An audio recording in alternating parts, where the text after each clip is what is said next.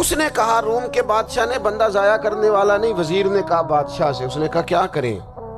کچھ ایسا کریں کہ یہ معاذ اللہ ہمارے دین میں آ جائے۔ اور قرآن مجید نے واضح کہہ دیا ہے کہ یہودی اور عیسائی تم سے راضی نہیں ہو سکتے حتی تتبع ملتہم، جب تک کہ تم ان کے دین کی پیروی نہ کرو، ان کو کسی طریقے سے معاذ اللہ عیسائی بنایا جائے۔ تو بادشاہ کہنے لگا دو تین چیزیں ہیں جس سے کوئی بندہ بھی خریدا جا سکتا ہے، کر لیتے ہیں بات۔ نبی پاک علیہ السلام کی جو محبت ہے نا، وہ انسان کے لیے زندگی کو آسان کر دیتی ہے۔ حضور سے پیار ہوتا ہے نا تو بندہ نفرت کرنی ویسے ہی چھوڑ دیتا ہے۔ حضور سے پیار کرتا ہے، ہرس ہوس لالچ ویسے ہی نکل جاتا ہے۔ جب حضور سے محبت ہو جاتی ہے، نماز پڑھنا، درگزر کرنا، درود شریف پڑھنا، قرآن پاک پڑھنا، دین کی خدمت کرنا، حتیٰ کہ جان دینا بھی آسان ہو جاتا ہے۔ نبی پاک علیہ السلام کی محبت انسان کو کبھی بھی پریشان نہیں ہونے دیتی، الجھنے نہیں دیتی، تازہ دم رکھتا ہے حضور کا پیار۔ شرط یہ ہے کہ محبت صحیح ہو، اصلی ہو، باطن میں ہو۔ یہ آپ کے ذہن کے اندر کبھی بھی کسی بدبو کو نہیں آنے دے گی، طبیعت کو تازہ دم رکھے گی، سکون میں رہیں گی۔ لیکن نبی پاک علیہ السلام کی محبت کے کچھ تقاضے ہیں، ان تقاضوں کو سمجھنا پڑے گا۔ بالخصوص امت اس وقت جس جگہ پہ کھڑی ہے، آپ دیکھیں کہ اتنی بربریت اور اس جیتے جاگتے دیکھتے ماحول میں کہ جس میں ہر چیز کیمرے کی آنکھ دیکھ رہی ہے، اس میں اس قدر زیادہ اسرائیل کی جارحیت،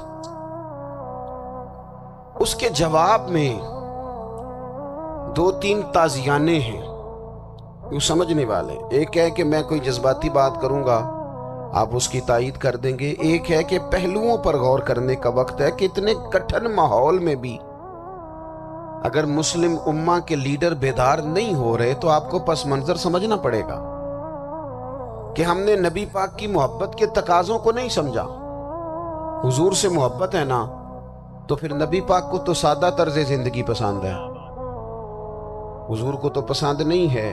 اللہ کے محبوب نے تو دعا مانگ کے فقیری لی اللہ تعالیٰ سے۔ آپ کو پتہ ہے جب بندہ بہت زیادہ آسانیوں میں چلا جاتا ہے، بہت زیادہ اس کے پاس سہولیات ہو جاتی ہے، اس کا مرنے کو دل نہیں کرتا۔ خود نبی پاک علیہ السلام نے فرمایا قیامت کے قریب کافر تم پر جھپٹیں گے جس طرح بھوکے لوگ کھانے پر جھپٹتے ہیں۔ حضور کیوں، ہم تھوڑے ہوں گے؟ فرمایا نہیں، تمہیں دنیا سے محبت ہو جائے گی اور موت تمہیں بری لگے گی۔ اتنے بڑے بڑے بنگلے، عالی شان محلات، کس کا چھوڑ کے مرنے کو جی چاہتا ہے معاذ اللہ۔ نبی پاک کی محبت کا تقاضا سمجھو، ایسا نہیں کہ وہاں دولت آئی نہیں۔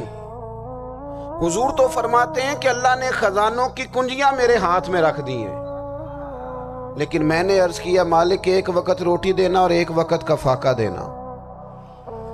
کنجیاں خزانوں کی اللہ نے دی۔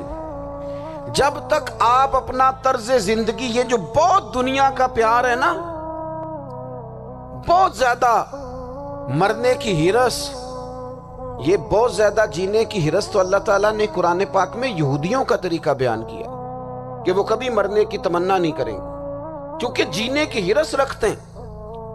نبی پاک علیہ السلام کے غلاموں، طرز زندگی جب تک سادہ نہیں ہوتا اور جب تک یہ دنیا کے جھمیلوں سے کسی کو دولت دے کر پیچھے کر دیا جاتا ہے، کسی کو عہدہ دے کر چپ کرا دیا جاتا ہے، کسی کو اقتدار دے کر چپ کرا دیا جاتا ہے، رسول اللہ صلی اللہ علیہ وسلم کے سچے غلام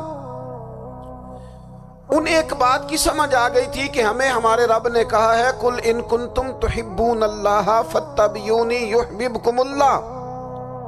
اے محبوب آپ ان سے فرما دیں اگر رب سے محبت کرنا چاہتے ہیں تو آپ کی پیروی کریں، اللہ خود ان سے محبت فرمائے گا۔ جب رب بھی ان کا ہو جائے گا، جب رب بھی ان کا کی محمد سے وفا تو نے تو ہم، یہ جہاں چیز ہے کیا، یہ لوح و قلم تیرے ہیں، اس کا کیا مطلب ہوا؟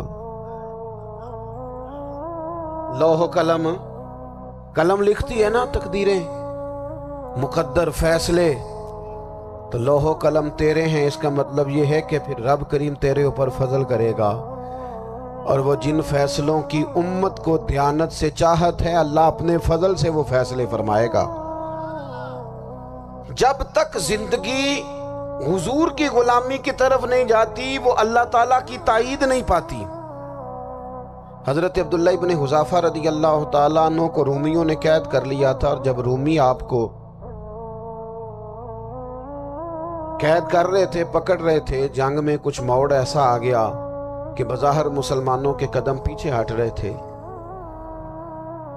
1000 آدمی نے، 100 آدمی نے مل کے آپ کے گرد گھیرا ڈالا اور بڑی مشکل سے آپ کو گرفتار کیا۔ جب بادشاہ کے سامنے لے گئے نا،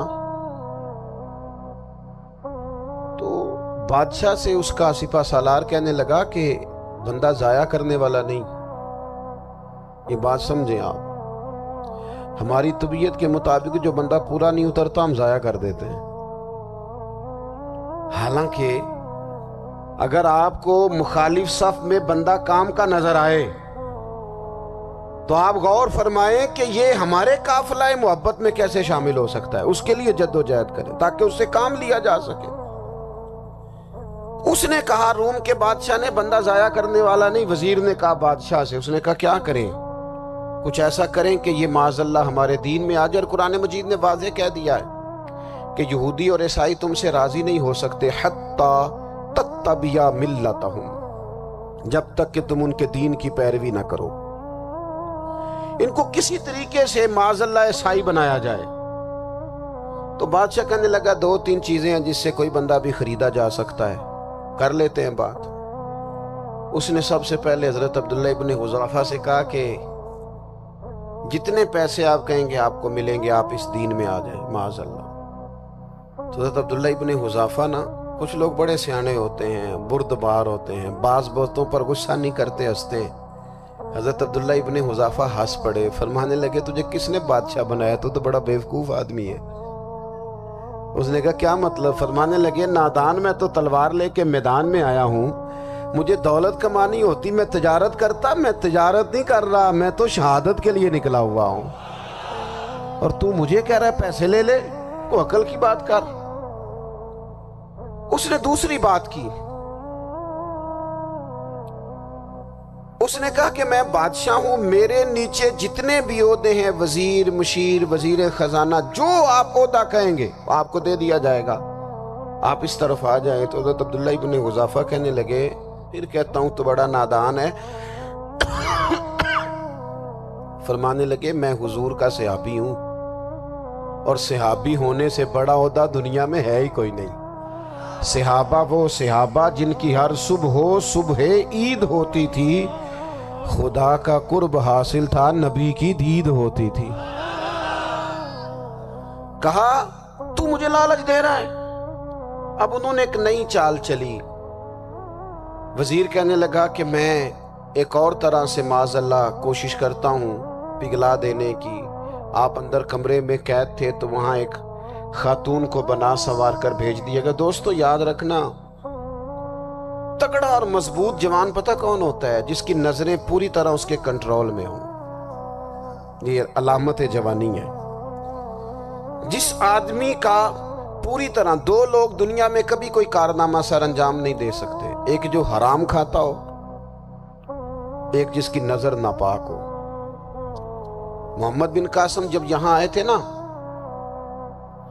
تو ایک دن بڑے پریشان تھے، تو ایک بزرگ کہنے لگے آپ کیوں پریشان ہیں؟ کہنے لگے راجہ دہر سے مقابلہ ہے، اور ہماری فوج تو سندھ کے رستے بھی نہیں جانتی، زبان بھی نہیں جانتی، لڑیں گے کیسے؟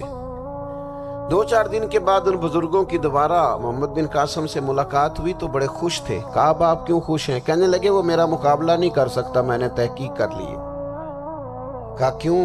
کہنے لگے نظر کا گندہ ہے، اور جو نظر کے گندے ہوتے ہیں وہ میدانوں میں ٹھہرا نہیں کرتے۔ میدان کے لیے نکلنے کے لیے پاک جوانی کی ضرورت ہوتی، تطہیر مزاج ہونا ضروری ہوتا ہے، پاکیزہ افکار اور سچی اور سچی ستھری سوچوں کا ہونا ضروری ہوتا ہے۔ اس لیے فرمایا کہ میرا مقابلہ نہیں کر سکتا۔ حضرت عبداللہ ابن حذافہ کمرے میں تھے تو وزیر کی بیٹی اندر سجی سنوری پہنچ گئی. جیسے ہی آپ نے اس کفر کی چال کو دیکھا تو تیمم کر کے نفل شروع کیے. وہ ساری رات بیٹھی رہی. رب کا بندہ ساری رات عبادت کرتا رہا. عبادت بڑا سہارا ہے، مصلی بڑا سہارا ہے اللہ کے بندوں. صبح دروازہ کھولا، وزیر نے اپنی بچی سے پوچھنا چاہتا تھا رزلٹ کیا نکلا، تو وہ کہنے لگی پیچھے ہٹ جا، اب تیرا میرا تعلق کوئی نہیں، میں نے نبی پاک کا کلمہ پڑھ لیا. اس نے کہا میں نے بھی زمانہ دیکھا ہے، پر یہ کیا لوگ ہیں، کستوری کے بنے ہوئے، سندل سے دھلے ہوئے، کہ میں ساری رات کمرے میں رہی اور 100 اور 1000 آدمی جس جوان کا مقابلہ نہ کر سکے، اتنا طاقتور جوان کمرے میں رہا اور اسے نظر اٹھا کے نہ دیکھا. وہ کچا رنگ للاری والا جڑا چڑھدا تے لیندا رہندا ہے، اے عشق تیرے دا رنگ محمد چڑھیا پھر نہیں لیندا. میں کہا ایک دفعہ نظر اٹھا کے نہیں دیکھا، کمال ہو گئی. اتنے بڑے لوگ، اتنی بڑی سعادت مندی، فیروز بختی، معاملہ فہمی حد ہو گئی. اللہ اکبر. دوستو، بادشاہ جب پوری طرح ہار گیا نا، اس نے کہا مار دو. تیل گرم کیا ایک کڑاہی میں، اور جب آپ کو اس میں ڈالنے لگے تو آپ کی آنکھوں میں آنسو آ گئے. بادشاہ کا خیال ہوا شاید نرم ہو گئے ہیں. کہنے لگا روئے کیوں؟ فرمانے لگے سوچتا ہوں جان ہی ایک ہے، کتنا مزہ ہے اس کی راہ میں جان دینے کا، کتنی لذت ہے اس کے نام پر مرنے میں، کتنا لطف ہے. جے تو چڑھیا اتے دار بھی نہیں، تے جے تو وکیا عشق بازار بھی نہیں، تے ایڈا سستا سودا پیار بھی نہیں، تے ایڈا سستا لبدا یار بھی نہیں. کئی جنگل گانے پیندے نی، کئی دوزخ لنگنے پیندے نی، جے وہ اس ملوں بھی مل جاوے، ایدوں سستا ہور بپار بھی نہیں. تے کچھ سمجھ نہ آوے لوکاں نوں وہ کادے نال شہید کرے، ڈٹھی یار دے ہاتھ تلوار بھی نہیں، پر او دا خالی جاندہ وار بھی نہیں. کہنے لگے ایک جان ہے نا، تو دل کرتا ہے ہزاروں ہوتی تو ایک ایک کر کے محبوب کے نام پہ قربان کرتا. جب میرے پاس ہے ہی ایک، کروں کیا؟ حضرت عبداللہ ابن حذافہ رضی اللہ تعالیٰ عنہ جب روئے اور بادشاہ نے یہ بات سنی تو بادشاہ اٹھ کے کھڑا ہو گیا. سارے وزیروں مشیروں کو کہنے لگا تم نے کہا تھا نا بندہ ضائع کرنے والا نہیں، یہ بھی ضائع کرنے والا نہیں. کہنے لگا میرا ماتھا چومو، تم جیسے لوگوں کو قتل نہیں کرنا چاہیے، آزاد کرنا چاہیے. عزیز، اپنی زندگی سے نا یہ بہت زیادہ ہرس، ہوس، طمع، اور یہ کسی بات کی بھی ہو، ہرس صرف پیسوں کی نہیں ہوتی ہے، شہرت کی بھی ہوتی ہے. یہ بیماری انسان کو اقتدار کی بھی ہوتی ہے، تعریف کی بھی بیماری ہوتی ہے. یہ سارے نقص ہوتے ہیں لوگوں کو، اور معاذ اللہ بعض جبوں کبوں کے اندر بھی ہوتے ہیں، وہاں بھی پنپتے. اپنی زندگی جب تک اس سادگی میں نہیں لاؤ گے جو رسول پاک نے عطا فرمائی ہے. جب لوگ آسانیوں میں پوری طرح الجھ گئے تو پھر وہ دور ہوئے اور کفر چڑھ گیا. دوسری بات، اللہ کے محبوب صلی اللہ تعالی علیہ وسلم کی محبت ہم سے تقاضا کرتی ہے کہ ہم اس مشن کے لیے کام کریں جس مشن کے لیے رسول پاک نے کام فرمایا ہے. ہم سارے کام بڑی مضبوطی سے، سوچ سمجھ کے، تدبر سے، حکمت سے، تقاضوں کو مد نظر رکھتے ہوئے کرتے ہیں. سارے کام، دین کے کام میں ہمارا مزاج نہیں ہوتا. او ہو جائے گا جی، آپ بسم اللہ پڑھیں جی، شروع کریں جی. آپ تقاضوں کو سمجھیں، چیزوں کو دبائیں نہیں، چیزوں پر غور کریں. کسی کے ذہن کی سطح پر سوال ابھرتا ہے، اس کا تسلی بخش جواب دیں. اپنی زندگی میں دین کے کام کے لیے اپنے آپ کو وقف کریں. اور دین کے کام کے بہت سارے پہلو ہیں. ہزاروں لوگوں کو قرآن پاک ٹھیک پڑھنا نہیں آتا، ہزارہا لوگ ہیں جو قرآن مجید کے مطالب سے آگاہ نہیں ہیں. دین کی بنیادی ضروریات سے لوگ نابلد ہیں.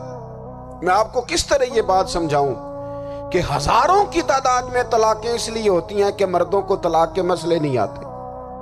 انہیں پتہ نہیں ہے کہ مجھے حقوق زوجین کے معاملے میں کیسے چلنا ہے. ڈھیر سارے گھروں میں تباہی اس لیے ہے کہ تربیت اولاد کا دینی منہج ہمیں نہیں پتا. اپنا حصہ ملائیں دین کے کام میں. ایک آدمی کو اگر تو نمازی کرنے میں کامیاب ہو گیا، تیری زندگی بدل گئی. وہ دین بیزار لوگ جو ہمارے بیچ بیٹھ کے ہماری نوجوان نسل کو پگڑی اور داڑھی کا نام لے کے بنیادی طور پر دین سے دور کرتے، ایسے نوجوانوں کو دین کا پیغام محبت دے کر دین کے قریب کرنا ہماری ڈیوٹیوں کا حصہ ہے. ہمیں ذمہ داری کا احساس کرنا پڑے گا، ہمیں یہ خاص قدم اٹھانا پڑے گا، توجہ دینی پڑے گی. مساجد، مدارس، میں آپ سے عرض کروں، اتنی ڈٹ کے مخالفت ہوتی ہے نا مدرسوں کی، اتنی ڈٹ کے. میں ادارہ چلاتا ہوں، اس کے چلانے میں جو مشکلات ہیں وہ تو ہم بتا نہیں سکتے آپ کو، اس لیے کہ میری قوم، میرا اس قوم سے تعلق ہے جو نعت خواں امیر کرنا چاہتی ہے، مدرسے نہیں. ہاں، نقیب خطیب پیدا کرنا چاہتی ہے، شعر و شاعری کی زندگی کو پروان چڑھانا چاہتی ہے. فقط ہمارا ان لوگوں سے تعلق ہے جو لاکھوں کروڑوں روپیہ محافل پہ لگائیں گے، اور قاری صاحب بیچارے اگر مسجد کا کوئی ہونے والا کام کسی وقت بتا دیں گے تو وہ بڑی مشکل آ جائے گی ان کے لیے. یہ کیسے ہو سکتا ہے، آپ نے یہ ڈیوٹی بتا دی. مدارس اور جتنا اہم رول دین کو پھیلانے میں مدارس اسلامیہ کا ہے، اتنی زبردست. لوگوں کا خیال ہوتا ہے میری طرح کے لوگ شاید کام کرتے ہیں، ڈیوٹی کرتے ہیں. یہ 10-15 لوگ آپ کو نظر آتے ہیں جو آپ کو کہیں میڈیا پر یا ادھر ادھر ڈیوٹی کرتے. مخلص لوگ اپنی جگہ پہ وہ بھی بڑا ہی کام کر رہے ہیں، جو میڈیا پہ آ کے بھی اخلاص سے اور درد دل سے کو دین کی، ان کی بھی کسی بات کی حوصلہ شکنی نہیں. لیکن ہزارہا اساتذہ جو مدارس میں بیٹھ کے پڑھاتے ہیں، جنہوں نے وہ سارے لوگ تیار، آپ سمجھ نہیں سکتے کتنا بڑا کام. حفظ کا استاد جو ہوتا ہے نا، اس کی ڈیوٹی 24 گھنٹے ہوتی ہے فجر سے پہلے، اور اس نے بچوں کو اٹھانا ہے. تنخواہ تو ہم انہیں دینا نہیں نہ چاہتے جی، تنخواہ نہیں دی انہوں نے. ہمیں مولوی امیر نہ ہو جانا. مولوی نو تے سوٹ بھی 27ویں والی رات دے عید ہے تاکہ کدھر سوان کے عید والے دن پا نہ لوے، چونکہ 27ویں تو بات تے درزی پھڑتا ہی کوئی نہیں.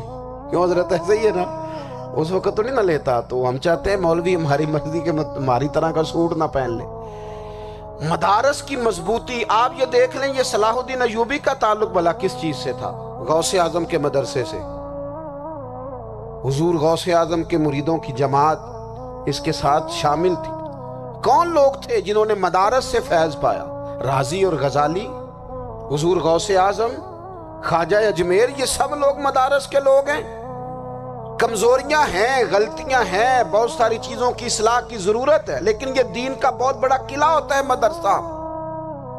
لیکن اس کی مخالفت کی جاتی ہے. مجھے بتائیے، اگر مدرسوں میں کمزوریاں ہیں تو کالجوں یونیورسٹیوں میں نہیں ہیں؟ ہم نے کبھی مخالفت کیا بند کر دو سارے؟ لیکن لوگوں کا جب خیال آتا ہے، جب ہمارے ایک سابقہ وزیر صاحب تھے سریرا، کسی دعوت میں میری ان سے ملاقات ہو گئی تو انہوں نے کہا مدرسوں کا کردار کیا ہے آج کے ماحول میں. میں نے انہیں کہا کہ مختلف کورسز آپ کراتے ہیں نا، تو اس کے لیے پھر مختلف ویکینسیز ہوتی ہیں. جہاں بچوں کو مدرسے کا کورس کرایا جاتا ہے تو استاد بننا ہوتا ہے، اس نے خطیب بننا ہوتا ہے، مسجد کی ڈیوٹی کرنی ہوتی ہے. میں نے کہا بالکل کوئی حکومت سرپرستی نہیں کرتی، لیکن اللہ کا فضل ہے. کبھی آپ نے کوئی مسجد سنی ہے جس میں جمعے والے دن مولوی نہ ملا ہو جمعہ پڑھانے کے لیے؟ کبھی آپ کو رمضان میں ایسی مسجد ملی ہے جس میں قرآن مجید سنانے کے لیے حافظ نہ ملا ہو؟ یہ ہو سکتا ہے کسی حافظ کو مسجد نہ ملے. تو مدارس کے ذمے جو کام تھا مدارس نے جم کے کیا ہے اور ڈٹ کے کیا اللہ کے فضل سے. اور مدارس کے لوگوں کو بھی کمزور نہیں پڑنا چاہیے. کبھی کسی وزیر، مشیر، مالدار کے روب میں نہیں آنا چاہیے، قطعاً نہیں. کیوں؟ کہ یہ وہ عظیم لوگ ہیں رسول اللہ صلی اللہ علیہ وسلم کے دین کے غلام، کہ ابھی ایک لفظ نہیں پڑا ہوتا الف با تا سا، پہلے دن گھر سے نکلتے ہیں تو حضور فرماتے ہیں اللہ کے فرشتے ان کے پیروں کے نیچے پر بچھا بھی دیتے ہیں. پہلے دن اتنا بڑا اعزاز ملتا ہے. تو حضور کی محبت کا تقاضا ہے دین کا کوئی کام کیا جائے. ایک خاتون مسجد نبوی شریف میں جھاڑو دیتی تھی پر کوئی کام تو کرتی تھی نا. اور کس مسجد میں؟ جہاں 70,000 فرشتے صبح آتے ہیں، 70 شام آتے ہیں. اس مسجد میں وہ خاتون جھاڑو دیتی تھی، بخاری ہے۔ جب ان کا انتقال ہو گیا، صحابہ نے سوچا کہ حضور کو تکلیف ہوگی، بغیر بتائے جنازہ پڑھ دیا۔ حضور صبح تشریف لائے، تازی قبر دیکھی، اور محبوب وہ ہیں جو فرش پہ کھڑے ہو کے عرش کی خبریں دیتے ہیں۔ نبی پاک علیہ الصلوۃ والسلام نے فرمایا کہ مجھے اطلاع کیوں نہیں دی اس کے انتقال کی؟ یہ کرم دیکھو، کوئی ڈیوٹی تو کرتی تھی نا یار، پر خلوص سے، پر پیار سے، پر اللہ کو راضی کرنے کے لیے، پر درد دل سے۔ اور دین کی ڈیوٹیاں کرنے والے دوستو سنو، حضور صبح آئے، قبر کو دیکھ کر فرمایا مجھے کیوں نہیں بتایا؟ یا رسول اللہ آپ کو تکلیف دینا مناسب نہ جانا؟ تو قبر پہ کھڑے ہو کے حضور نے فرمایا صف بناؤ، میں دوبارہ جنازہ پڑھاؤں گا۔ صف بناؤ، میں دوبارہ جنازہ پڑھاؤں گا۔ کوئی ڈیوٹی تو۔ تیسرا تقاضا حضور کی محبت کا، سمجھو میں بس بڑی جلدی بات سمیٹنے لگا ہوں۔ حضور کی امت سے پیار کرو، یہ نبی پاک کی محبت کا تقاضا ہے۔ حضور اس بندے سے بڑے راضی ہوتے ہیں جو حضور کی امت سے پیار کرتا ہے۔ آپ کو پتہ ہے حضرت جبریل امین علیہ السلام نے معراج کی رات حضور علیہ السلام سے عرض کی تھی کہ اللہ کی بارگاہ میں عرض کیجئے گا میری بھی ڈیوٹی لگ جائے آپ کی امت کے ساتھ محبت کرنے پر۔ تو یہ کیوں کہا تھا انہوں نے؟ علماء نے لکھا اس لیے کہا تھا کہ حضرت جبریل بھی جانتے ہیں کہ حضور کی امت سے محبت کی بات کی جائے نا تو نبی پاک راضی ہوتے ہیں۔ امت سے پیار کرو گے نا، امت سے ایک صرف بات کا خیال رکھنا، عقیدہ برا ہو تو بات دوسری ہے، ورنہ میرے محبوب کی امت کا ایک ایک شخص جو مدینے والے کا کلمہ پڑھتا ہے، جو حضور کا غلام ہے، اس کے بارے میں اپنے دل میں گنجائش رکھنا، پیار رکھنا، وارفتگی رکھنا۔ او دوستو، یہاں لوگ کس طرح گروہوں کو، جماعتوں کو سپورٹ کرتے ہیں۔ نبی پاک نے اس امت کی کثرت پر فخر بیان کیا، اور حضور فرمانے لگے 120 صفیں جنتیوں کی ہوں گی، قیامت میں 80 صفیں صرف میری امت کی ہوں گی۔ میں کثرت امت پر فخر کروں گا۔ ان لوگوں سے پیار کرنا ہے، ان کے دکھ درد کو سمجھنا ہے۔ پتہ ہے آج کیا ہوتا ہے؟ آج ہمیں نا مختلف چھوٹے چھوٹے ملکوں میں بانٹ دیا گیا، تو ہم کسی دوسرے مسلمان بھائی کا درد نہیں محسوس کرتے، ہم گھروں میں نہیں محسوس کرتے۔ پڑوسی پر ظلم ہو رہا ہو تو ہم کہنے پتر ساڈا نہیں مسئلہ، یہ مسئلہ ہے، تینوں کی لگے۔ حالانکہ پڑوسی کی آگ اس لیے بھی کسی وقت بجھا دینی چاہیے کہ پڑوسی کی نہ بجھائی جائے تو اپنا گھر بھی زاد میں آ جاتا۔ آج امت مسلمہ سے ہمیں بس لگا دیا گیا اپنے حصے کی روٹی کماؤ، اپنے حصے کی کوٹھی بناؤ، اپنے حصے کی گاڑی خریدو، اپنے حصے کا کام کرو۔ امت کا درد، امت کی بات، وحدت امت کا تصور، امت کا دوبارہ سے وہ شان ارسل رسولہ بالہدی ودین الحق لیظہرہ علی الدین کلہ، وہ تصور کب ہوگا؟ اس وقت ہوگا جب ہم بات امت کی کریں گے۔ نبی پاک علیہ السلام نے فرمایا مسلمان کی مثال ایک جسم کی طرح ہے، جسم کے ایک حصے کو تکلیف ہو تو سارا آزمائش میں آ جاتا ہے۔ مجھے بتاؤ یہ انگلی درد کرتی ہو، یہ انگلی جسم کا حصہ ہے نا، تو میرا خیال ہے دماغ یہ کہہ دے گا کہ انگلی کی درد ہے نا مینوں کی لگے، دل کہہ دے گا کوئی نہیں ٹینشن لینے، انگلی کا مسئلہ ہے نا۔ ایسا نہیں ہوتا، بلکہ جب انگلی میں درد ہوتی ہے تو دماغ منصوبہ بندی کرتا ہے کہ اس کا علاج کیسے ہو سکتا ہے، دل پریشان ہوتا ہے، پیر چل کے جاتے، ہاتھ وہ دوائی وصول کرتے، دانت اسے چبا کر، حلق اسے نگل کر، معدہ اسے ذخیرہ کر کے جسم میں پھیلاتا ہے، پھر جا کے انگلی شفا پذیر ہوتی ہے۔ ایک حصے کو درد ہو تو سارا حصہ کام پہ لگ جاتا ہے۔ اسرائیل اگر تکلیف دے رہا ہے فلسطینیوں کو تو ہونا چاہیے تھا نا بعض مسلمان حکمرانوں کو نیند نہ آتی، وہ درد دل محسوس کرتے، ہونا چاہیے تھا نا کہ بعض لوگ یہاں ہم کیا کرتے ہیں بھلا بیٹھ کے، اب تو مجھے بعض چیزوں سے کوفت بھی ہونے لگا، ہم دیتے ہیں بیان، مذمت۔ آپ کے بیان دینے سے کیا ہوگا؟ فلانے نے بھی بیان دے دیا، فلانے نے بھی کلپ دے دیا، یہ کیا کر رہے ہیں؟ یہ تو آپ زندہ رہنا چاہتے ہیں. وہ جس طرح آج کل ہمارے ہاں بہت ساری چونکہ جماعتیں ہیں تو کشمیر ڈے آتا ہے نا تو مل کے ریلی نہیں نکالی جا سکتی, سوال نہیں پیدا ہوتا, کیونکہ ہمیں جماعتوں کو زندہ رکھنا ہے. اس جماعت کی خبر الگ لگنی چاہیے, اس جماعت کی خبر الگ. تو ایسے کوئی انقلاب آئے گا؟ یاد رکھنا, امت کو پوری کو ایک طاقتور آواز بننا پڑے گا. ہمیں تھوڑا تھوڑا اوپر اٹھ کے سوچنا پڑے گا. خدا را اللہ تعالیٰ مجھے معاف کرے اگر کوئی بات میں سطحی کر رہا ہوں, دل کی گہرائی سے عرض کرتا ہوں اب تو بڑا سخت وقت آ گیا. اب چونکہ اب تو کیمرے کی آنکھ آئی ہے تو وہ زخمی بچے دیکھے نہیں جاتے, وہ تڑپتی مائیں دیکھی نہیں جاتی, وہ سسکتی اور آواز دیتی بیٹیاں سنی نہیں جاتی. وہ آوازیں ایسی ہیں جیسے وہ رات کے سناٹوں میں چیخیں بن کے لوگوں کو جگایا کریں گی. خدا را کچھ جرم ایسے ہوتے ہیں جن کی سزائیں بڑی سخت ہوتی ہیں, جن کی معافی بڑی مشکل سے ہوتی. اپنے اندر جذبہ ایمانی پیدا کریں. اور میرے دوستو, بستر پر بھی تو لوگ ماری جایا کرتے ہیں نا. اپنی زندگی رسول اللہ صلی اللہ علیہ وسلم کے دین کے نام کرو. جذبہ جہاد, شوق شہادت اور عشق رسول, یہ عناصر ہیں جو امت مسلمہ کو پیروں پر کھڑا کریں گے. 2 منٹ کے لیے سوچو, امت اگر اسی طرح کٹتی رہی, پریشان رہی, دکھتی رہی اور باری باری کر کے, اقبال نے کیا کہا تھا؟ اس نے کہا تھا وطنوں میں, انہوں نے کہا تھا کہ ان تازہ خداؤں میں بڑا سب سے وطن ہے, جو پیرہن اس کا ہے وہ مذہب کا کفن ہے. تو اقبال ہم کیا کریں؟ کہنے لگے بازو تیرا توحید کی قوت سے قوی ہے, اسلام تیرا دیس ہے, کیونکہ تو مصطفی ہے. تو بحیثیت مسلمان سوچنا شروع کر, بحیثیت مسلمان. اور یوں تو سید بھی ہو, مرزا بھی ہو, افغان بھی ہو, تم سبھی کچھ ہو, بتاؤ کہ مسلمان بھی ہو. تمہارے اندر کہیں سے کوئی مومن بھی بولتا ہے کہ نہیں؟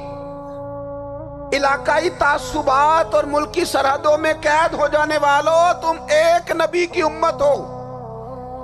کیوں نہیں سمجھتے کہ جب کشمیر کی بیٹی روتی ہے تو مدینے والے محبوب پاک علیہ السلام کی امت کی بیٹی روتی ہے, جب فلسطین کی بیٹی روتی ہے تو امت کی بیٹیاں روتی. خدا را کچھ درد دل اپنی طبیعت میں پیدا کریں. میں حکمرانوں کی بات نہیں کرتا, میں تو عام لوگوں سے ایسے تبصرے سنتا ہوں جو نہیں کرنے چاہیے. وہ نہیں جی نہیں, دوسرا رخ بھی دیکھو. عام آدمی اٹھ کے, عام لوگ بھی یہ خطرناک سوچیں اور ان سے خوفناک نتائج برآمد ہوں گے. تو 3 باتیں میں نے آپ کی خدمت میں عرض کی ہیں. ایک تو کوشش کریں اپنی زندگی کے اندر کہ زندگی کو سادہ کریں. پیسہ ضرور کمائیں لیکن پیسے سے پیار نہ کرو, پیار تو مدینے والے رسول سے کرنا. دولتیں, ہرس, ہوس, طمع, ان سے باہر آؤ. اور دوسری گزارش آپ کی خدمت میں یہ عرض کی ہے, کچھ نہ کچھ دین کا کام, اور اس میں بھی شہرتوں سے بچتے ہوئے, تصویروں سے بچتے ہوئے. میں ہر محفل میں شاید کہتا ہوں میری فوٹو آ رہی ہے اور لائیو آ رہا ہے اور فلاں ہو رہا ہے, لیکن اس محفل کا خوبصورت انسان وہ ہے جو سب سے پیچھے بیٹھا ہے.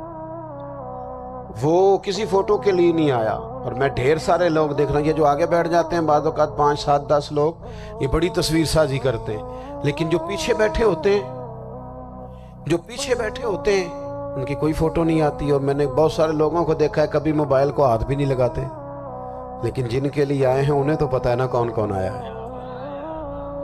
اور کچھ دین کے لیے کریں. اور تیسری گزارش آپ کی خدمت میں یہ ہے کہ امت بن کر بھی ضرور سوچیں اور امت کے دکھوں کا مداوا بھی کریں اور امت مسلمہ کا درد بھی اپنے سینے میں ضرور محسوس کریں. اللہ تعالی ہماری اس بزم کو. یہ ایک بات اور سن لیں جی, نبی پاک علیہ الصلوۃ والسلام نے ارشاد فرمایا, لائیں جی, حضور سید عالم علیہ الصلوۃ والسلام نے ارشاد فرمایا کہ جب تک بندہ اللہ کے بندوں کی مدد میں رہتا ہے نا, اللہ بھی اس کی مدد کرتا رہتا ہے. یعنی اگر آپ امت کے لیے سوچتے ہیں, کوئی امت کے لیے فکر پیدا کرتے ہیں, کچھ امت کی سوچیں لاتے ہیں, تو اللہ بھی مدد فرمائے گا. اور یہ بات اچھی طرح یاد رکھیں, جب بھی بندہ کوئی ایسا کام کرتا ہے نا جو خالص اللہ کی رضا کے لیے ہو تو رب کی مدد ضرور آتی ہے۔ وَلَقَدْ نَصَرَكُمُ اللَّهُ بِبَدْرٍ وَأَنْتُمْ أَذِلَّةٌ، تو یہ کام کریں گے تو اللہ کی مدد بھی آئے گی۔ اللہ توفیق عطا فرمائے۔ وَمَا عَلَيْنَا إِلَّا الْبَلَاغُ۔ تو حضور نے فرمایا اگر اپنے بچوں کے لیے رزق حلال کمانے نکلا ہے پھر بھی اللہ کے راستے میں ہی ہے، اور اگر اس لیے نکلا ہوا ہے کہ کسی کے سامنے ہاتھ نہ پھیلانا پڑے تو پھر بھی یہ اللہ کے راستے میں ہی ہے۔ اور فرمایا اگر اس لیے نکلا ہے کہ اپنے بہن بھائی بال بچے ماں باپ دوست احباب کے ساتھ خیر کرے گا تو پھر بھی اللہ کے راستے میں، یعنی بظاہر وہ کام جنہیں لوگ دنیا کا کام سمجھتے ہیں اگر اس میں بھی رضا الہی شامل کر لی جائے تو وہ کام دین بن جاتا ہے۔ اور اگر جس کام کو لوگ دینی کام سمجھ کے کریں لیکن اس میں تصنع آ جائے، بناوٹ آ جائے، لوگوں کو ذرا پتہ چل جائے، ذرا میری بھی فوٹو آ جائے، ذرا میرا بھی نام ہو جائے، تو آپ نے دینی کام نہیں کیا یا آپ نے دنیا داری کی۔ تو اپنی زندگی میں اخلاص، میں اکثر دوستوں سے کہتا ہوں کہ میاں بیوی بھوک میں بھی گزارا کر لیتے ہیں، تھوڑی وسائل میں بھی زندگی گزر جاتی ہے، شرط یہ کہ ایک دوسرے کے ساتھ مخلص ہوں۔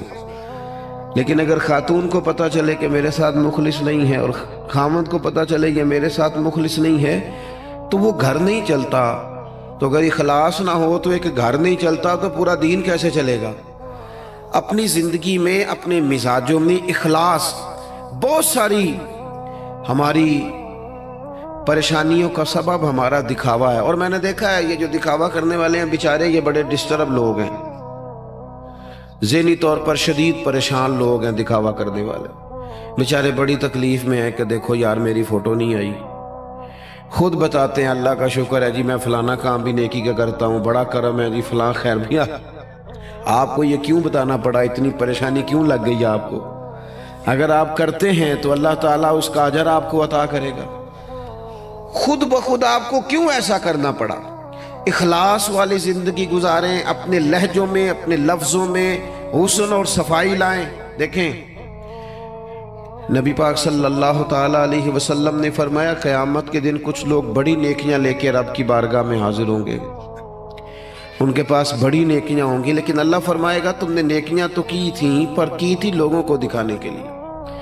اب اس طرح کرو جن کو دکھانے کے لیے نیکی کی تھی انہی سے جا کے اجر مانگو، میرے لیے کی نہیں، لہذا ان سے اجر مانگو جن کے لیے تم نے نیکی۔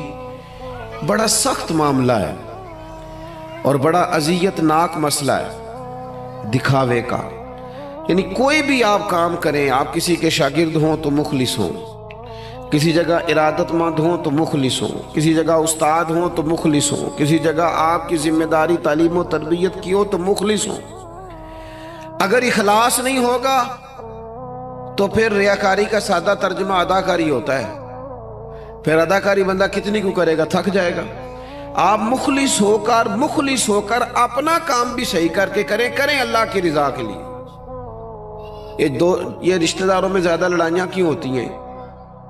سارا چکر پروٹوکول کا ہے، مجھے آگے نہیں کیا، میرا نام نہیں لیا۔ اگر اخلاص ہو جائے نا یار میں نے اللہ کی رضا کے لیے صلہ رحمی کرنی، تو پھر تو میرے نبی پاک نے فرمایا جو تم سے توڑے اسے جوڑو، جو تمہیں محروم کرے اسے عطا کرو، پھر تو انداز اور ہو جاتا۔ اخلاص جو ہوتا ہے وہ اصل ہوتا ہے، اخلاص جو ہوتا ہے وہ حسن ہوتا ہے، اور نبی پاک علیہ السلام نے فرمایا مخلص ہو جاؤ، خالص ہو جاؤ اللہ کی رضا کے لیے، تمہارا تھوڑا عمل بھی تمہیں کفایت کر جائے گا، تھوڑا عمل بھی تمہارے لیے زیادہ ہو جائے گا۔ مخلص ہو جاؤ، تھوڑا عمل بھی فائدہ دے گا۔ لیکن اگر اخلاص نہیں تو پھر تو انسانی زندگی انتہائی کٹھن ہو جاتی ہے، وقت گزارنا مشکل ہو جاتا ہے۔ مخلص ہے نا جو بندہ تو وہ سادہ بھی ہے، جو مخلص ہے وہ چھپا ہوا بھی ہے، اور حضور نے فرمایا اسے مبارک ہو جسے تھوڑے لوگ جانتے ہیں، وہ بندہ ویسے ہی انفرادی ہو جاتا ہے۔ اخلاص اپنی زندگی میں، اپنے معاملات میں، اپنی روٹین میں، اس کو میں نے ایسے لوگوں کو دیکھا جو ٹیچر ہیں کسی ادارے میں، خود پتہ چل جاتا ہے انہیں کہ یار یہ بچہ کمزور ہے، غریب ہے، اس کے ماں باپ زیادہ اخراجات قبول نہیں کر سکتے، اٹھا نہیں سکتے، تو میں نے دیکھا ہے کہ وہ استاد سب اپنی جیب سے اس کا خرچہ دے رہے ہوتے ہیں، یہ اخلاص ہے۔ اگر مخلص ہو جائیں، منتظمین، معاونین، تو بہت سارے بچے جو تعلیم سے رہ جاتے ہیں وہ نہ رہیں، وہ پڑھ جائیں۔ ہم اگر مخلص ہو جائیں، اخلاص ہو جائے، تو ہم بہت سارے لوگ ایسے ہوتے ہیں جن کو ساتھ لے کے چل سکتے ہیں، ان کے کاروبار سیٹ کرنے میں مددگار ثابت ہو سکتے ہیں، لیکن ہمارا تو خیال ہوتا ہے کہ کہیں ایسا نہ ہو کہ وہ بھی سیٹ ہو جائے تو میرے برابر نہ آ جائے۔ مخلص اگر ہو جائیں تو زندگی میں بڑے سارے لوگوں کا ہاتھ تھامیں گے، بڑے سارے لوگ ہوں گے جن کو لے کے چلیں گے۔ شرط اللہ کی رضا ہے، اللہ کی رضا شرط ہے۔ اگر اللہ تعالیٰ کی رضا، وہ حضرت سعد بن ابی وقاص رضی اللہ تعالیٰ عنہ کہتے ہیں جب ہم قادسیہ کے علاقوں میں جنگ لڑ رہے تھے نا، تو وہاں ایک شخص بڑا مہنگا مال غنیمت، بعض نے تو لکھا ہے کہ تاج سونے ہیرے لگے ہوئے تھے، بادشاہ کا تاج، وہ بندہ نہ ڈھونڈ کے لایا، مل نہیں رہا تھا، جنگ ہوئی تو ریتلا علاقہ تھا، تاج بادشاہ کے کہیں کھو گیا۔ تو ایک آدمی سادہ سا فوجی وہ تاج لے کے شام کو سپہ سالار کے خیمے میں داخل ہوا، تو ان سے جب پوچھا گیا، وہ تاج انہوں نے پیش کیا، چہرے پہ کپڑا ڈالا ہوا تھا، تو ان سے پوچھا گیا کہ آپ بڑے امیر آدمی ہیں جو آپ نے بڑی دیانتداری سے یہ تاج واپس کر دیا۔ کہنے لگے نہیں، گزر بسر مشکل سے ہے۔ تو کہا پھر آپ نے اتنا مہنگا تاج ہاتھ آیا تھا واپس کیسے کر دیا؟ کہنے لگے میں نے اپنے رب کو راضی کرنا ہے، دیانتداری اللہ کی رضا کے لیے دکھائی۔ اب وہ واپس جانے لگے تو ان کو آواز دے کے پوچھا گیا نام ہی بتاتے جائیں، قبیلہ ہی بتاتے جائیں۔ یہاں تو آپ کو پتہ ہے تصویریں بھی لگتی ہیں، اخبار بھی آتے ہیں، فیس بک بھی چلتی ہے، فلانے کو بھی پتہ چل جاتا ہے، بورڈ بھی لگتے ہیں، پھٹیاں بھی، یہاں تک کہ لوگ مسجد کی ٹائلوں پہ بھی نام لکھوا لیتے ہیں برائے صالح ثواب۔ وہ فرشتوں کو پتہ ہے کس کے لیے کیا ہے، پتہ ہے جس نے اجر دینے اسے، آپ کس حساب سے نام لکھوا رہے ہیں؟ پتہ ہے اللہ کو جس نے اجر دینا ہے تو وہ جانتا ہے۔ تو ان کو آواز دے کے کہا گیا نام ہی بتا دے۔ تو وہ صحابی کہنے لگے جس رب اور رسول کے لیے میں نے یہ کام کیا وہ میرا نام بھی جانتے ہیں، باپ کا نام بھی جانتے ہیں، قبیلہ بھی جانتے ہیں۔ اپنی زندگی اگر تھوڑی سی ان چیزوں سے باہر آ جائے گی تو تکلفات سے باہر آئے گی، زندگی سادہ ہو جائے گی۔ لوگ اذیت سے، یہاں تو جناب محفلوں میں لوگ پھول دینے لگتے ہیں، کہتے ٹھہر جاؤ ٹھہر جاؤ ٹھہر جاؤ، بھئی آپ گلدستہ دینے لگے دے دو، ٹھہرو ٹھہرو ٹھہرو، کیا ہو گیا؟ کہنے ذرا کیمرے سے دے ہو لیندے ہو۔ بھئی پھول پیش کرنے ہیں تو وہ بھی کیمرہ سیدھا کر لو، اس کے بعد پیش کرنے، اور کیمروں کی دنیا اور کیمرے کی آنکھ، اسی میں زندہ رہنا ہے کیا؟ حق زندگی تو باہر ہے، زندگی تو وہ ہے جو حقیقت میں ہے۔ اخلاص اپنی زندگی میں پیدا کریں، اپنے بہن بھائیوں کے ساتھ، اپنے گھر میں، اپنے دوست احباب کے ساتھ، اپنے دین کے ساتھ، اپنے ملک کے ساتھ، اپنی ملت کے ساتھ اخلاص پیدا کریں، مزاج خلوص والا ہو، للہیت والا ہو۔ ہم مسلمان ہیں، ہمیں یہ والا سبق نہیں پڑھایا گیا کہ دنیا میں کھا لو پی لو موج کر لو، یہی ہے سارا کچھ۔ ہمیں تو کہا گیا ہے کہ تم یہاں کوئی خیر کرنے آئے ہو، اخلاص کے ساتھ رب کو راضی کرو، واپس لوٹنا ہے، اس کی بارگاہ کی طرف واپس جانا ہے، جزا سزا کا فیصلہ ہوگا۔ لہذا یہاں کوئی خیر کا کام کرنے آئے ہیں، یہاں طے شدہ بات ہے کہ کوئی پکا رہنے کے لیے نہیں آیا، سب نے لوٹنا، تو اپنے لوٹنے کی تیاری کرے۔ اس کے لیے شرط اخلاص ہے، اس کے لیے شرط مخلص ہونا ہے۔ بڑے سارے غریب لوگ ایسے ہیں جنہوں نے اب اپنے دکھ نہیں وہ بتاتے، انہوں نے چھوڑ دیے۔ بڑے سارے سفید پوش ایسے ہیں جو تکلیف میں آتے ہیں کسی سے بات نہیں کرتے۔ کیوں؟ انٹرویو بڑا لمبا دینا پڑتا ہے، کاغذات ہی بڑے دکھانے پڑتے ہیں، پوچھ ہی بہت گہری ہوتی ہے، تفصیلات ہی بڑی دینی پڑتی ہیں۔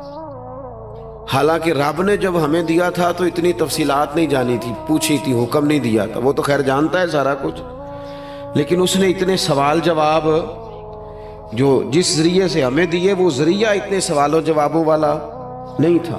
ہم جب لیتے ہیں تو پھر ماحول اور ہوتا ہے، اور جب دینا پڑتا ہے تو حالانکہ وہ کہتا ہے وَمِمَّا رَزَقْنَاهُمْ يُنْفِقُونَ، اس میں سے خرچ کر جو میں نے تجھے دیا ہے، دیا ہی میں نے، اب اس میں سے دے۔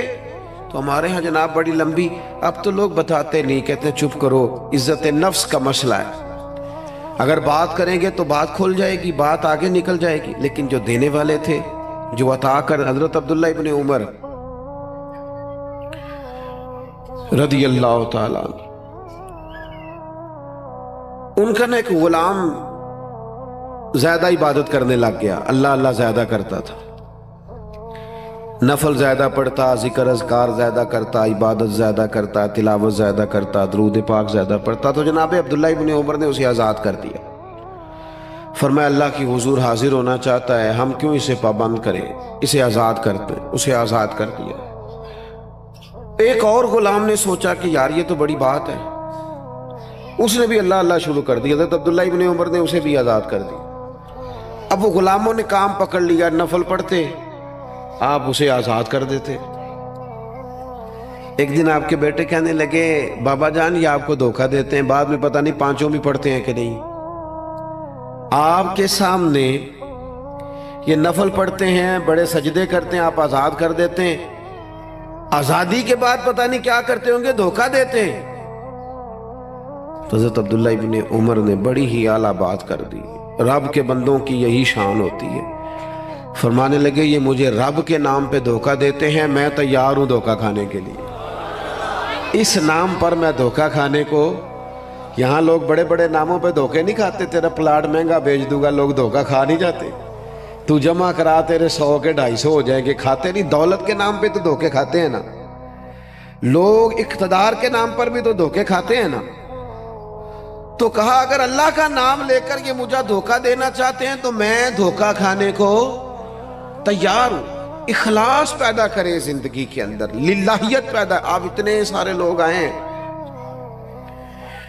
اگر ہم 50-60 لوگ بھی کسی ایک علاقے میں مخلص ہو جائیں نا، اور ہمارا ذہن بن جائے کہ ہم نے اخلاص کے ساتھ اس علاقے کی خدمت کرنی ہے، علاقے کے مسائل کو دیکھنا ہے، آپ تو ماشاءاللہ بہت زیادہ ہیں، میں کہہ رہا ہوں 40-50 لوگ بھی ہوں، تو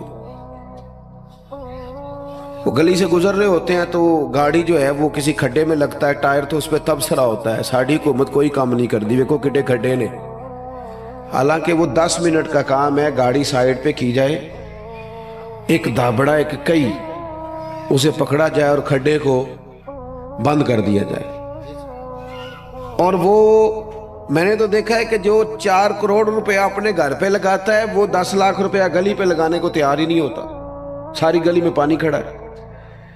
ہم ساری زندگی تبصروں میں وقت گزارتے ہیں، گفتگو میں وقت گزارتے ہیں، ہم نیک نظر آنا چاہتے ہیں، نیک بننا نہیں چاہتے، ہم چاہتے ہیں ہماری شہرت ہو جائے، ہم نیک لوگ ہیں، لیکن نیکی کرنی نہ پڑے، خیر والا کام ہے اسے کر گزرے اور اللہ کی رضا کے لیے کر گزرے۔ یہ مساجد کے باہر، مدارس کے باہر اکثر علماء کے نام لکھے ہوتے ہیں، بانی اور محتمم، چلو وہی ہوں گے، ہوتا بھی ہے ایسا، لیکن اس بندے کا بھی بڑا کردار ہوتا ہے جو اس میں ڈھیر سارا حصہ ملا جاتا ہے اور ساتھ یہ بھی کہہ جاتا ہے میرا نام نہ لے آ جائے، وہ بھی بڑا مخلص ہوتا ہے، وہ بھی بڑا بانی ہوتا ہے، جو کہہ جاتا ہے میرا ذکر کرنا سارا میرے ذمے لگا دیں، آپ لنگر کا خرچہ ساری محفل کا دے دوں گا، میرا نام نہ لینا، اس سے دل ٹھنڈا رہتا ہے، اس سے طبیعت ٹھنڈی رہتی ہے۔ لیکن اگر فون پہلے ہی چل پڑے، میں آ رہا ہوں، میں کیا کر رہا ہوں، اور جناب دیکھنا میں انقلاب برپا کر دوں گا، تو بھئی آپ گرج رہے ہیں، برسنے کی امید ذرا تھوڑی ہے، جو برستے ہیں ان کو گرجنے کی ضرورت، وہ تو کام کر کے گزر جاتے ہیں۔ بات زیادہ نہیں کرنی، بس میں ختم کرنے لگا ہوں، آپ نے توجہ کرنی ہے۔ اپنی زندگی جب اخلاص والی ہوتی ہے نا تو مخلص، یہ کیسے ہو سکتا ہے کہ آپ کسی کے ساتھ مخلص نہ ہو اور پھر آپ دعویٰ کریں وہ مخلص ہو جائے؟ یہ کیسے ہو سکتا ہے؟ آپ پہلے مخلص بنے، پھر باقی لوگ بھی آپ کے ساتھ مخلص ہو جائیں گے۔ ہم چاہتے ہیں ساری دنیا میرے ساتھ مخلص رہے۔ وہ امام غزالی رحمت اللہ علیہ سے پوچھا ایک شخص نے کہ مخلص دوست نہیں ملتا، تو فرمانے لگے چل تو ہی مخلص ہو جا، تو ہی مخلص ہو جا۔ ہم یہ چاہتے ہیں میرے ساتھ سارے لوگ سچ بولیں اور میں کسی کے ساتھ بھی سچ، تو یہ ہو نہیں نہ سکتا۔ مجھے ہر دکان سے سودا خالص ملے اور جو میں بیچ رہا ہوں وہ میں خالص، تو بھئی ایسے ہوتا نہیں نا، یہ تو ممکن نہیں نا۔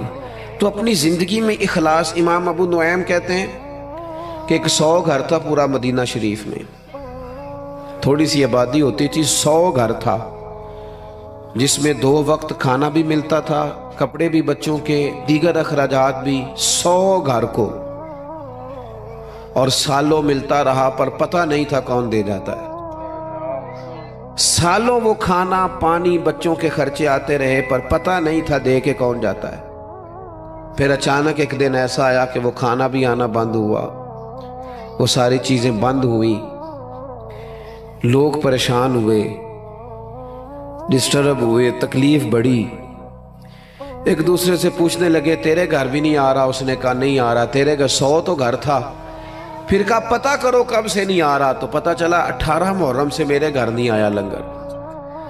18 گھر سے وہ کہنے لگا 18 محرم سے میرے گھر بھی نہیں آیا۔ وہ جب غریبوں نے تاریخیں ملائیں 100 گھروں نے، تو 18 محرم سے ہی لنگر بند ہوا۔ پتہ کرو 18 محرم کو کیا ہوا، تو پتہ چلا 18 محرم کو امام زین العابدین کا انتقال ہوا۔ 18 محرم کو امام صاحب کا وصال ہوا۔ وہ 100 گھروں میں کھانا پہنچاتے تھے، خرچہ اٹھاتے تھے، چہرے پہ کپڑا پہن کے رکھتے تھے، کوئی پوچھتا آپ کون ہے تو ناراض ہو جاتے تھے۔ انہوں نے خدمت کی اخلاص سے، لیکن پھر حالت یہ ہو گئی کہ لوگ ان کو جانتے تھے، یاد کرتے تھے، ان کے لیے روتے تھے۔ اپنی زندگی اخلاص والی کریں، اس میں للہیت پیدا کریں۔ آپ تھوڑا کام کریں لیکن ریاکاری سے، تسنع سے۔ میں تو دیکھتا ہوں، بڑی مہربانی جی بات سنیں، کیا مسئلہ ہو گیا؟ اطمینان سے سارے دوست تشریف، اللہ آپ کو لمبی زندگی صحت والی دے۔ میں تو دیکھتا ہوں لوگ اپنے والدین کو حج پہ بھیج کے لوگوں کو بتاتے ہیں میں نے بھیجا ابا جی کو حج پہ، تو ابا جی آپ کہتے بھائی جان آپ نہیں بھیجنا تھا۔ اب یہ بتانے کی کوئی ضرورت ہے؟ فلاں کے ساتھ میں نے نیکی کی، بھگی اگر آپ اتنے پریشان تھے تو پھر نہ کرتے۔ یہ چیزیں آزمائش میں ڈال دیتی ہیں، اپنے تکلیف میں آ جاتے ہیں، یار یہ نام لے رہا ہے۔ وہ ہمارے ایک جگہ ختم شریف تھا، تو میں ایک جگہ حاضر ہوا اصال ثواب کی تقریب میں، تو وہ کہنے لگے یہ آپ نے جب دعا مانگنی ہے نا ختم شریف پہ، تو یہ بھی بتانا ہے کہ 50,000 روپے ہم نے مسجد میں دیا ہے، اور یہ اتنا اتنا کچھ جو ہے وہ ہم نے اور بھی خدمات کی ہیں، یہ والد صاحب کے لیے نا ذرا بول دیجئے گا۔ تو میں نے انہیں کہا ٹھیک ہے، دعا مانگ دی، میں نے کہا جو پڑھا پڑھایا ہے۔ وہ بعد میں مجھ سے کہنے لگے آپ نے بتایا نہیں۔ میں کہا کنوں دسنا سارے؟ کہنے لگے وہ ذرا، میں نے کہا خدا کے بندے ابا جی کیا دے گئے آپ کو زندگی پوری میں؟ کہنے لگے بڑا کچھ۔ تو میں نے کہا انہوں نے بھی مسجد اعلان کرایا تھا کہ میں بچوں کو زمین دے کے جا رہا ہوں، گھر دے کے جا رہا ہوں، دکان اعلان کرایا تھا؟ کہنے لگے نہیں۔ تو میں نے کہا تو 50,000 دے کے اعلان کراتا پھرتا ہے، کیا مطلب چکر میں پڑ گئے؟ اس سے تو کوفت پیدا ہوتی ہے۔ اپنی زندگی اخلاص والی کرنی ہے، اس میں للہیت پیدا کرنی ہے، اور کوشش کریں کہ عمل ضرور کوئی نہ کوئی کریں۔ 3 باتیں میں نے آپ سے کرنی ہیں آخر میں، اور ان پر آپ نے عمل کرنا ہے، کریں گے انشاءاللہ تعالی۔ ایک تو کچھ نفل نماز گھر میں پڑھا کریں، یہ ضروری ہے گھر کے ماحول کو درست رکھنے کے لیے۔ 10 نفل، 8 نفل، 6 نفل، کچھ نہ کچھ نفل نماز گھر میں ضرور ادا کریں، اس سے گھر میں برکت بھی ہوگی۔ اور حضور نے فرمایا اپنے گھر کو قبرستان نہ بناؤ، کچھ نماز گھر میں بھی پڑھا کرو۔ دوسرا، کچھ قرآن مجید کی تلاوت گھر میں ضرور کرنی ہے، یہ اپنا ذوق بنائیں۔ بچوں کو بار بار کہنے سے نہ کہ قرآن پڑھو تو وہ کوئی نہیں پڑھتے، آپ کھول لیں انشاءاللہ وہ بھی پڑھیں گے، آپ پڑھیں وہ بھی پڑھیں گے۔ اور تیسری بات یہ کہ گھر میں نا میرے نبی پاک علیہ السلام کا ذکر ضرور کریں، روز حضور کی سیرت کی کوئی بات سنا دیں، کوئی حدیث پاک سنا دیں۔ کچھ نہ ہو سکے تو بچوں سے کہیں پتر کوئی نعت شریف تو سنا تھوڑی سی، اپنے بچوں سے۔ اپنے گھر میں ذکر رسول کا مزاج بنائیں، اپنی طبیعت میں حضور کے تذکروں کو پیدا کریں ماحول میں۔ نتیجہ کیا ہوگا؟ اس کا نتیجہ یہ ہوگا کہ ہمارے گھروں میں راحت آئے گی، گھروں میں سکون ہوگا، گھر کے اندر للہیت پیدا ہوگی، گھر کے ماحول میں آپ دیکھیں گے کہ ایک الگ سے خوبصورتی پیدا ہو گئی ہے۔ اپنی زندگی میں بہت سارا اخلاص پیدا کریں، بہت ساری للہیت، کوئی بھی خیر کا کام کریں تو تسنع سے، بناوٹ سے، ریاکاری سے اپنے آپ کو بچائیں۔ میرے رسول پاک صلی اللہ علیہ وسلم نے لوگوں کو خالص کر دیا، اتنا خالص کر دیا، اتنا خالص کر دیا کہ مکے سے جب ہجرت کر کے لوگ مدینے آئے تو مدینے والوں نے آدھی جائیدادیں بانٹ کے دے دی۔ सगे भाई को नहीं दी जा सकती। लोग लड़ाइयाँ करते हैं, कार्नर वाली जगह मेरी तो फलानी मेरी। उन्होंने क्यों दे दी? वो मुखलिस बड़े थे, उनमें लिल्लाही, और उन्हें दे के तकलीफ कोई नहीं हुई, उन्हें दे के राहत हुई, उन्हें सुकून मिला, उनके दिल ठंडे हुए। क्यों? कि वो मुखलिस थे। अल्लाह की बारगाह में दुआ करता हूँ, कुछ दिनों से तबीयत ठीक नहीं है, ख्याल था कि वादे किए हुए हैं तो ये सारे पूरे कर दिए जाएं, इसलिए कुछ बात आपसे हो गई। अल्लाह ताला आपको बहुत सा सिला अता करे और बंदोबस्त करने वालों, कोशिश करने वालों को अल्लाह बेहतर जज़ा अता करे। वमा अलैना इल्लल बलागुल मुबीन। महफिल तो जारी रहेगी ना जी? नहीं, महफिल जारी है ना जी? बस ठीक है, आप नाज़ शरीफ पढ़।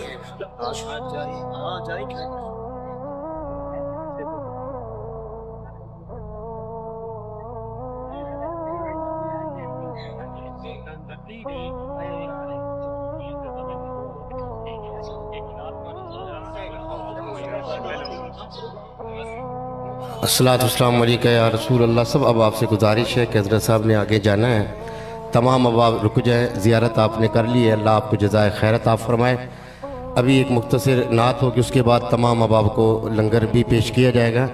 सब अब आपसे गुजारिश है कि ज़रा तशरीफ़ फरमा हो जाए। हज़रत साहब ने भी कहा है